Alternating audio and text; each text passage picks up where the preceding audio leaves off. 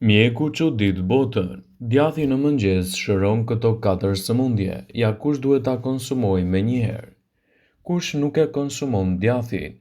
Shqiptarët e konsumojnë atë në çdo vakt. Një fet djathi shndron edhe sallatën ose vaktin më të mërzitshëm në një gosti vërtet të shijshme për organizmin. Djathi, edhe në të kaluarën ka qenë një nga produktet e bulmetit më të rekomanduar nga mjekët për shkak të vlerave të larta shëndetësore që ai bartë. Por a kishit menduar ndonjëherë se kur është koha më e mirë për të ngrënë djath për të përfituar vlerat e tij për shëndetin tuaj?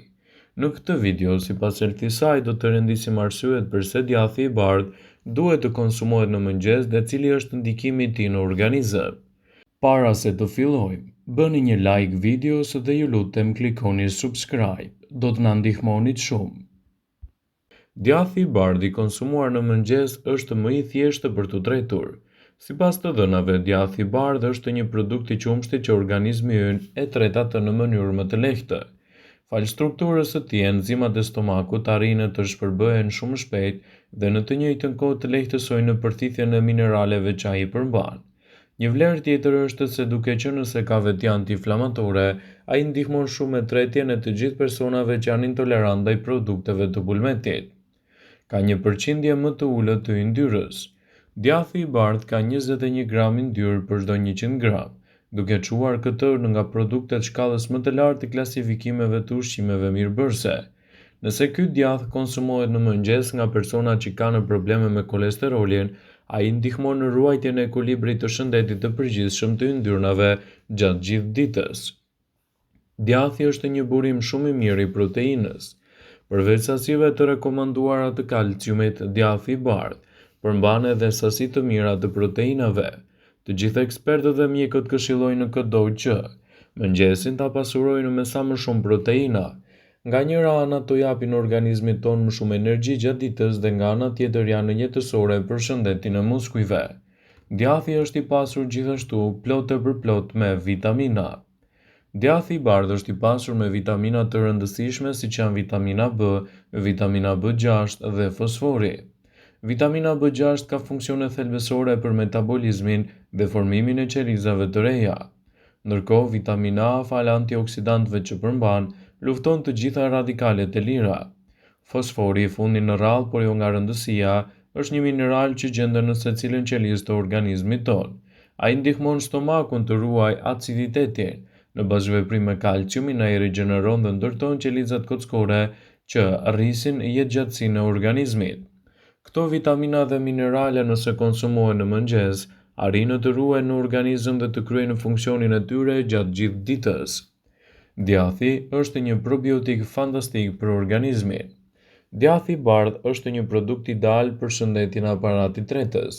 Ai përmban një numër të lartë të probiotikëve të cilët ndihmojnë në përmirësimin e funksioneve të stomakut, por jo vetëm. Ai ndihmon gjithashtu edhe për shëndetin tuaj të kockave. Duke qenë se djathi i bardhë prodhohet nga qumshti i lopës, deles ose dhis, është një burim shumë i mirë i kalciumit dhe i kaliumit.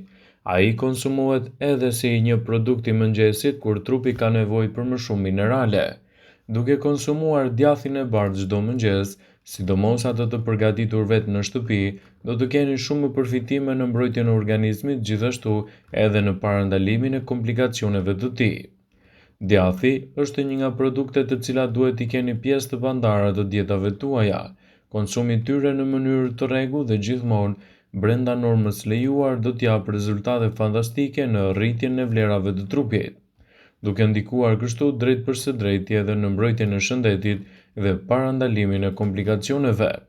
Nëse doni që të keni më shumë përfitime për shëndetin tuaj, atëherë djathi duhet të jetë pjesë e pandar e konsumit të përditshëm. Djathi është ndër ushqimet me cilësi sipas ekspertëve të shëndetit dhe nuk duhet ta ndajmë nga vaktet tona ushqimore.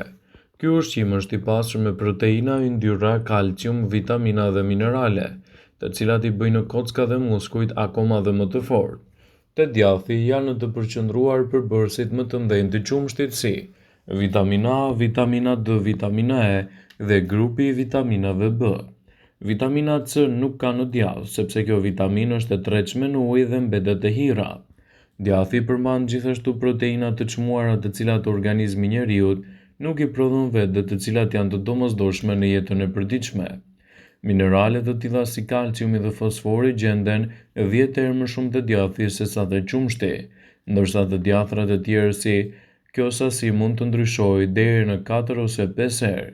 Përmbajtja e kaliumit është pothuajse e njëjtë si te djathi ashtu dhe te qumshti, ndërsa përqindja e natriumit varet nga kripa e shtuar. Djathi është një produkt shumë i mirë në luftën kundër radikaleve të lira. Vitamina B që ndodhet në përbërje të djathit forcon gjithashtu sistemin tuaj imunitar dhe organizmin e mbron kundër komplikacioneve të ndryshme, sidomos edhe ato që ndikohen nga radikalet e lira. Djathi ju ndihmon që të humbisni në peshë, edhe pse mund të fitoni masën tuaj muskulare. Nëse dëshironi të humbisni në peshë, është e rëndësishme të zgjidhni djathin me yndyrë të ulët. Gjithashtu djathi mbron dhëmbët nga dëmtimi. Shkencëtarët besojnë se djathi përmban acide yndyrore të ngopura të cilat parandalojnë bllokimin e arterieve dhe japin rezultate fantastike për organizmin tuaj. I pasur me proteina, kalcium, aminoacide, djathi konsiderohet si ndër ushqimet më të shëndetshme në dietën e përditshme. Gjithsesi, jo të gjitha llojet e djathrave janë njësoj. Disa prej tyre duhet të konsumohen me kujdes për shkak të kalorive të shumta dhe yndyrnave të larta që ato mund t'i përmbajnë. Por cili djath është më i shëndetshëm? Përgjigjja varet kryesisht nga metabolizmi juaj dhe nevojat e trupit tuaj për disa vlera të caktuara ushqyese. Megjithatë, ekspertët japin disa këshilla. Ricota. Shumica dietologëve kanë rënë dakord se ricota është më e shëndetshmja. Ricota autentike prodhohet duke përpunuar hirrën që mbetet pasi qumshtin pikset dhe përdoret për të prodhuar djathë të tjerë. Ricota ka edhe një përqendrim të lartë të proteinës së hirrës, e cila përthithet edhe lehtësisht nga trupi. Proteina e hirrës është një formë shumë e mirë e absorbueshme e proteinave dhe përmban një gamë të gjerë të aminoacideve. Pra ideale për dikë që kërkon të ndërtojë muskuj dhe të humbas në peshë është konsumi i djathit ricota. Djathi i fortë. Djathrat e fortë si ato parmigiano ose pecorino janë gjithashtu ndër opsionet më të shëndetshme sipas dietologëve, por sigurisht ato mund të konsumohen me kujdes. Për shkak se ato përmbajnë më pak ujë dhe janë të koncentruara, kanë sasi më të larta të kalciumit, por njëkohësisht mund të kenë përmbajtje të natriumit më shumë se djathrat e butë, ndaj këshillohet të mos e teproni. Nëse jeni me hipertension ose ndoshta keni probleme me veshkat, atëherë më mirë zgjidhni një djath të butë, citon Castro Montrialo, dietolog. Djathi më i mirë për humbjen e peshës. Nëse po kërkoni të humbisni kilogramet e tepërt ose të keni një peshë stabël, sekreti është konsumi i proteinave. Ato ju mbajnë të ngopur për një kohë të gjatë dhe ju ndihmojnë në ndërtimin e muskujve. Për çdo 100 kalori duhet të ketë të paktën 10 gram protein. Kjo do ju tregojë nëse është një burim i mirë i proteinave dhe një djath i shëndetshëm. Disa djathra që dietologët rekomandojnë për humbjen e peshës janë djathi zvicerian, djathi cheddar dhe ricota. Por cili është djathi që duhet të shmanget? Nëse është e mundur hiqni dorën nga gjërat shumë të përpunuara, duke përfshirë djathrat e konservuar ose djathin krem, që ka nivele shumë të larta të yndyrnave dhe proteinave minerale. Disa nga varietetet e djathit të përpunuar madje nuk klasifikohen teknikisht si djathra, sipas administratës amerikane të ushqimit dhe barnave. Tendencat dietike ndryshojnë her pas here. Në vitet 1990 dhe fillimisht në vitet 2000 ishin në fazën hani pak yndyrë. Kishin djath pa yndyrë, majonez pa yndyrë, por ishin shumë të përpunuara. Sigurisht që e freskëta nuk është më e mirë.